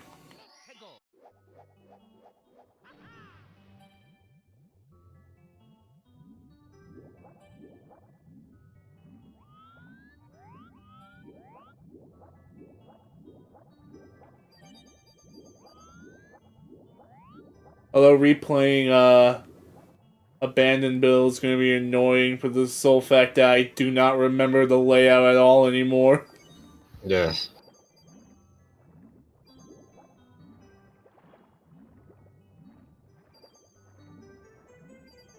I'm not talking about just like the shared areas between it and like the actual game, but like the unabandoned specific areas. Yeah. I'll be too used to the official one.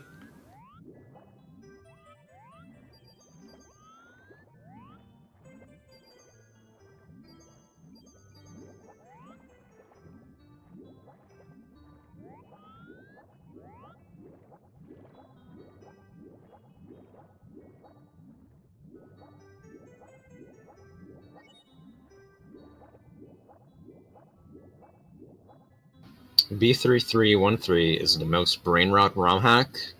It was most downloaded in Mario 64 Maker.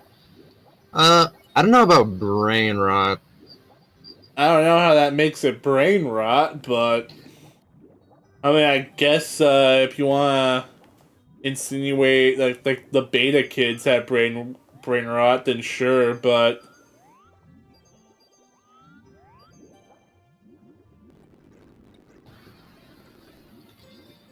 You know what? I'll bring up a random joke my brain made in Portuguese. Dragon Ball Sparking Zero for context. Zamasu fundido, zamasu fudido. Yeah. I don't get it.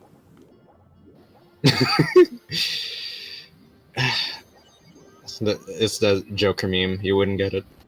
You're right, I wouldn't. That's why I said.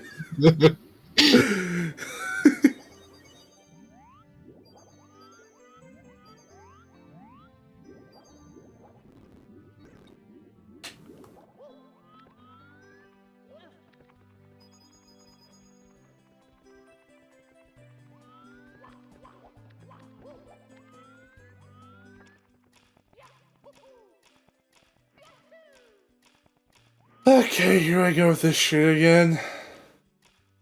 Mamma mia. Here I go again. Here we go! Here we go again! Here I go again on my own.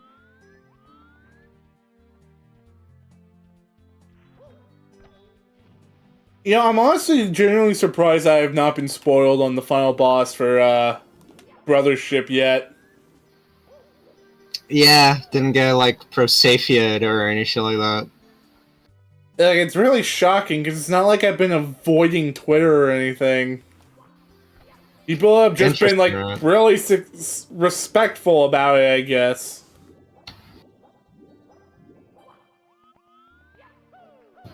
Like, it's crazy to me. I still have no idea what the final boss is.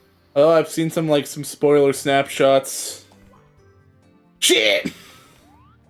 But like nothing in regards to like what's actually happening in the story. Mm-hmm. I just know that there's like this scene where like Bowser sees Mario and it's like on sight. He tries to Yeah. attack him. Mario and Luigi end up overboard because he tried to save like Connie and Snoutlet. Or I think Snoutlet, I don't remember, there was someone else there. Yeah. Two dads trying to save their daughters.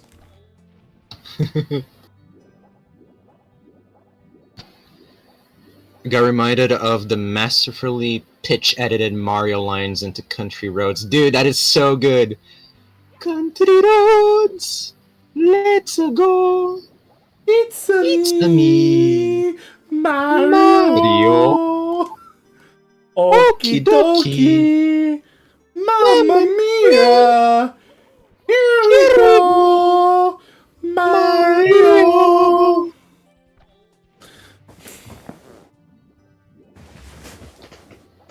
Ah, so good. Such a classic, dude. I remember when the AI voice trend became a thing, and someone did an actual Mario Country Roads, but it just wasn't the same, dude. Yeah, no.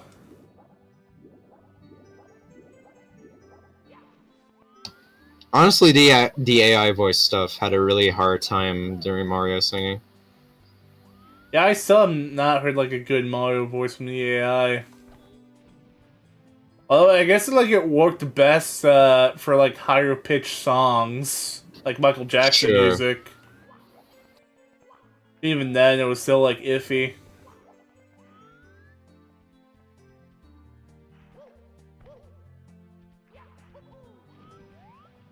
Like I wanted to hear Mario sing Scatman. Yeah. With his accent, I can understand. True. Bruh. Like it's funny because like those AI voices, you can definitely hear Charles Martinet, but it just doesn't sound like Charles Martinet doing Mario. Yeah, it sounds like someone trying to do a bad impression of Charles. Yeah.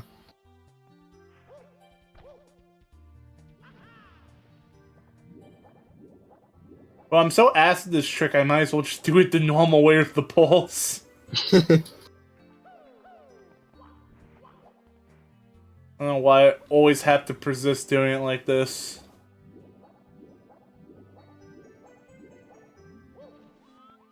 Yeah, man, John over Skibidi Toilet AI voice cover. Oh goodness, man.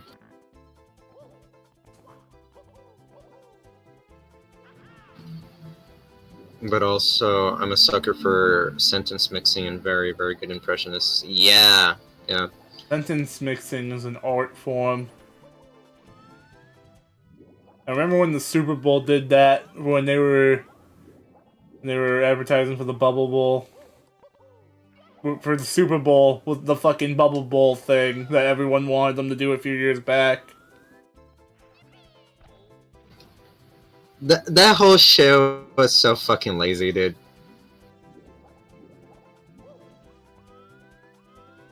I mean, like, the thing is, I imagine they probably, like, already knew what they were going to be doing, like, way ahead, even, like, before the demand started popping in. Yeah. So, if anything, you kind of, like, gotta appreciate the fact that they acknowledged it at all. Sure.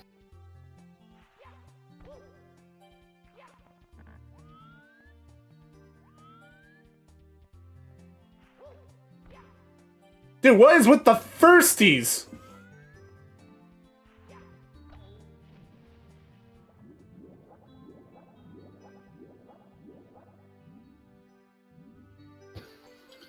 Some guy here on YouTube can make such a good Kenny James Bowser voice. Oh, that's cool.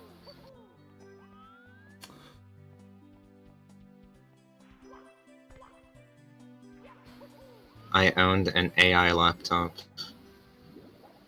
Interesting. Yeah, it's really funny What? how they used AI in the Captain Underpants movie.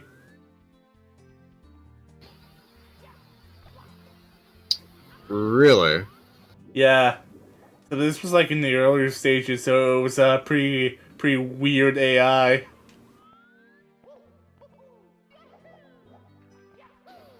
Huh. Eh?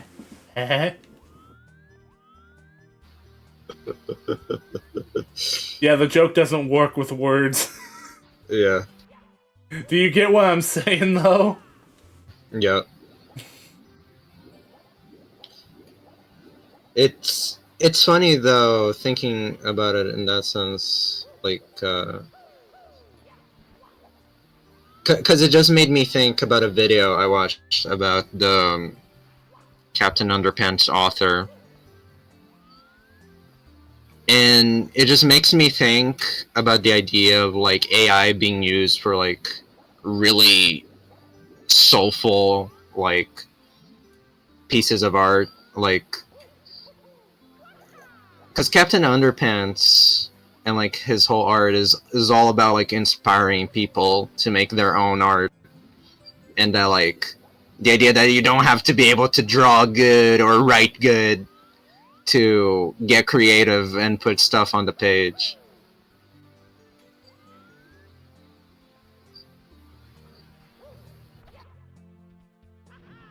And I don't know. It just makes me dread the stuff of like.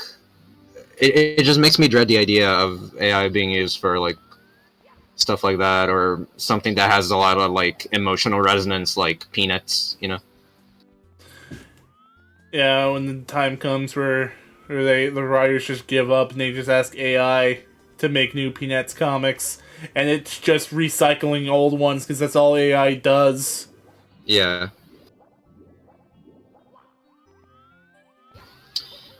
You mean a comic book using AI? I wouldn't be surprised if there was already stuff like that.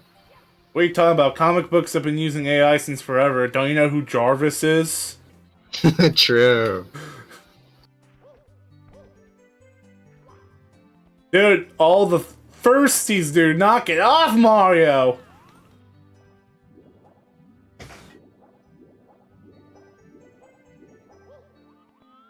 Sorry, I'm just really good like that. Skill issue. You're too good.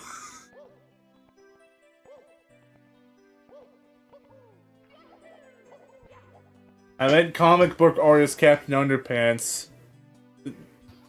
Oh no, no, he doesn't use.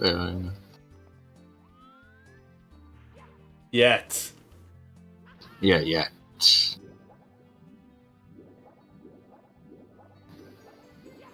The ever repeating line, I want AI to do my dishes as I do art, not the other way around. True. Very true.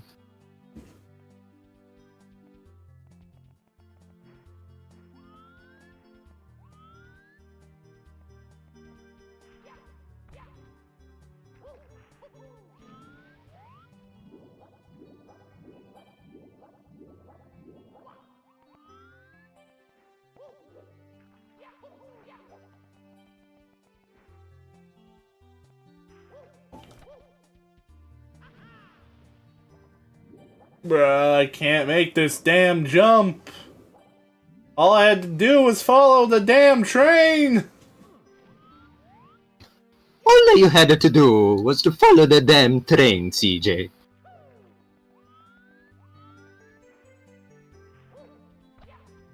Come on. Ah.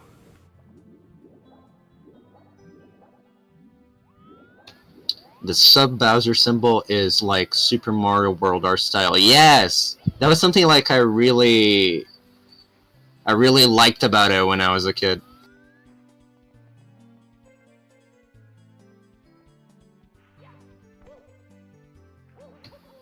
I Yeah, looked at that.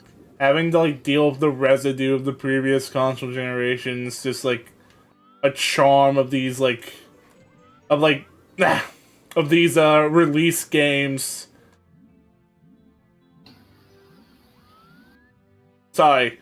Just like the fucking residue left behind from like previous generation on these release titles. It's just a charm to it that you don't really see anymore. That's true. That's true.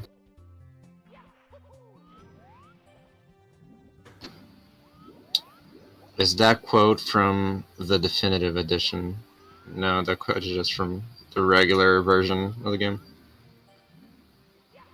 Yeah, stop. All you had to do was follow the damn train, CJ. It was from original Mario 64.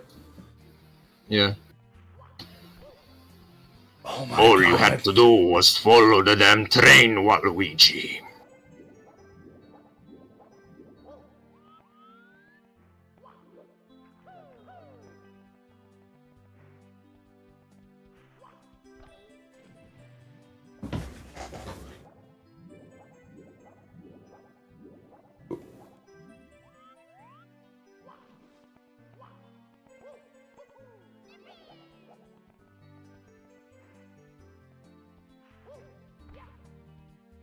Stop with the firsties, Mario!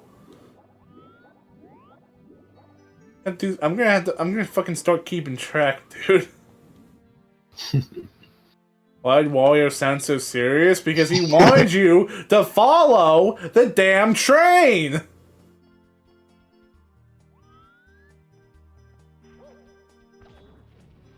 Turkey sandwich.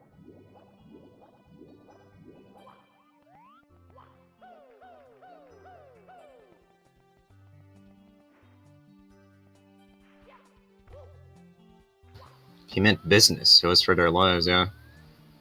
There were $5 on that train. $5 whole dollar tip.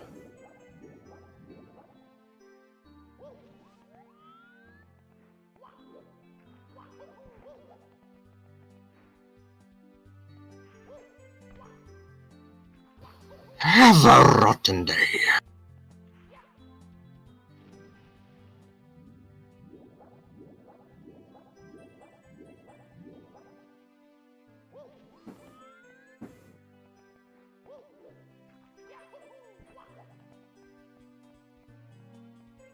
I mean, who knows the conversion from Mario coins to dollar bills? I do wonder. I mean, Mario coins are made out of gold, so you have to measure True. its size, length, and estimate its density.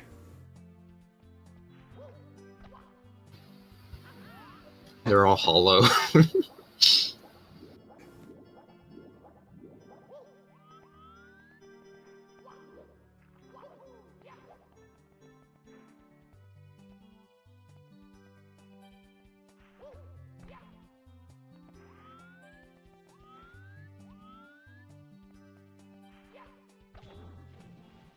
You know, it's really funny, Prime. What? That technically this game is the game that introduced star coins. Yeah, I suppose you're right. Because the coins usually just have the 1 engraved on them. Yeah.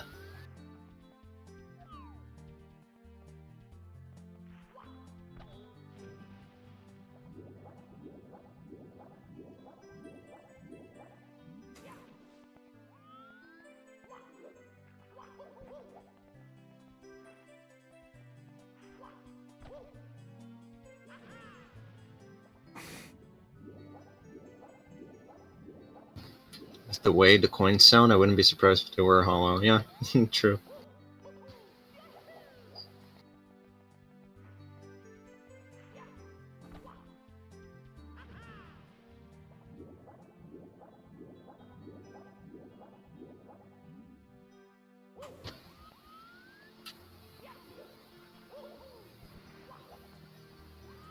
The one, you know what? I always read it as just some line.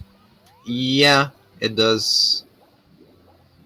It does look like just a line.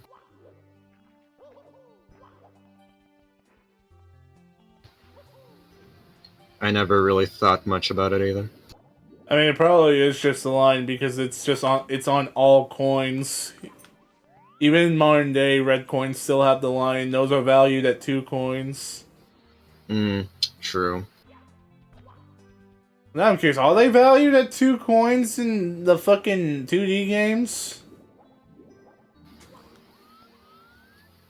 Are they valued at 2 coins in Yoshi's Island? The game they actually originate from? Yeah, good question. I don't remember. Man, it's honestly crazy thinking about just how much shit actually from this game actually originated in Yoshi's Island. I know, right? That was the reason I really liked Yoshi's Island when I first played it. I was like, oh, interesting.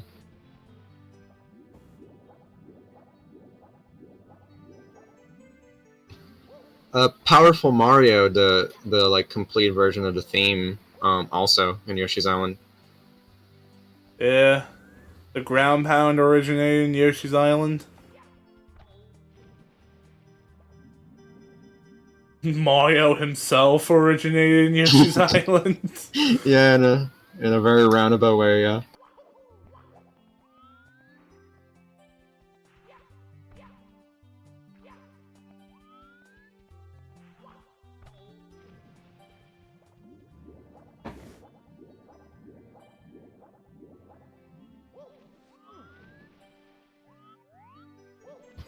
Red coins stopped healing Mario after Sunshine, did they now? Yeah.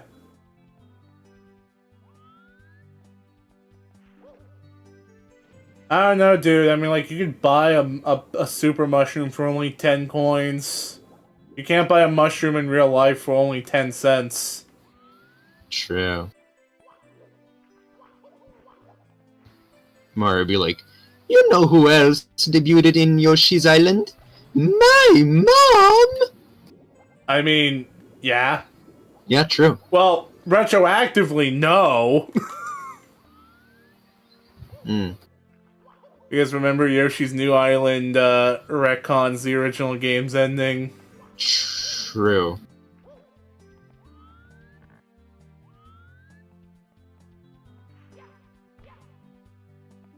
And like Mario's mother is shown to be like a lot skinnier than she's depicted in the movie.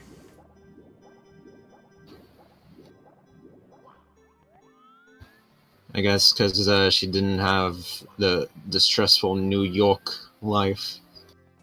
She didn't have kids yet. True, true.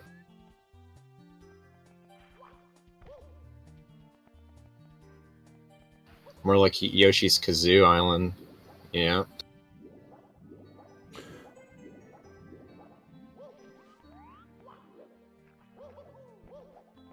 I only caught Robbie Max 64 stream the other day.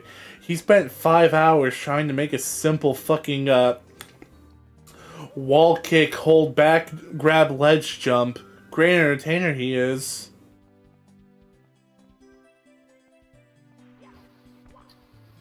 I mean, at least the conversation's good. Movie universe is what can be more confidently be claimed non-canon to the game, so yeah, of course. Yeah. But I mean, like, those Mario Parents designs, like, they came from Nintendo. Like, Nintendo were involved with that.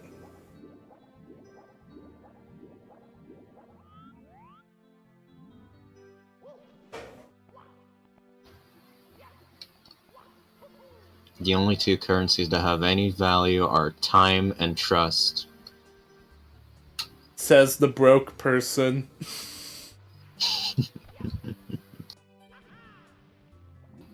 Nintendo for gore.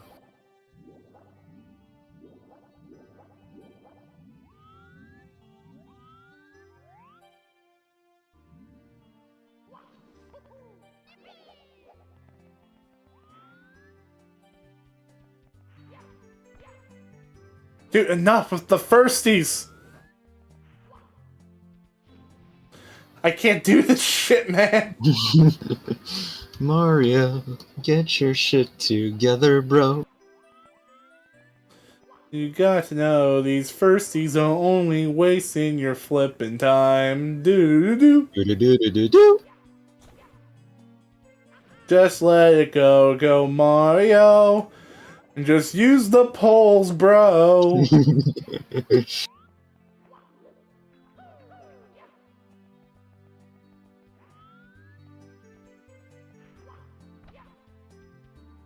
Cause the polls ain't cheating and you know I ain't talking code, Hey Mario. Get your shit together. Hey Mario. Or you'll do firsties forever.